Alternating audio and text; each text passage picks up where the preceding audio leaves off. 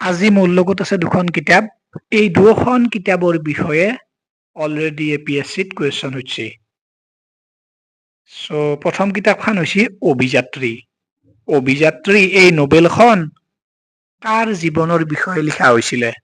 direct question এপিএসসিত হৈছে কাৰ জীৱনৰ বিষয়ে মনত ৰাখি থব চন্দ্ৰপ্ৰভা শইকীয়ানীৰ জীৱনৰ বিষয়ে লিখা হৈছিল অভিযাত্ৰী কিতাপখনত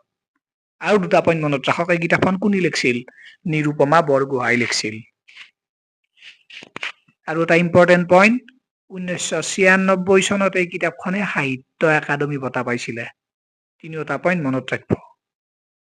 ইম্পৰ্টেন্ট নেক্সট কিতাপ আছে মোৰ লগত অসীমত যাৰ হেৰাল সীমা এখন কোনে লিখিছে কাঞ্চন বৰুৱাই এতিয়া আইপিএসসি হচ্ছে কাঞ্চন বৰুৱা ৰিয়েল নেম প্ৰকৃত নামটো কি আছিল কমেন্ট কৰক আপোনালোকে ওকে আৰু বস্তুবিলাক বহিত শৰ্ট নোট কৰি লিখি যাব পাছত ৰিভিজনত কামত আহিব বঢ়িয়া দুখন কিতাপ চালো আজি আমি অসীমত যাৰ হেৰাল সীমা আৰু অভিযাত্ৰী ইম্পৰ্টেন্ট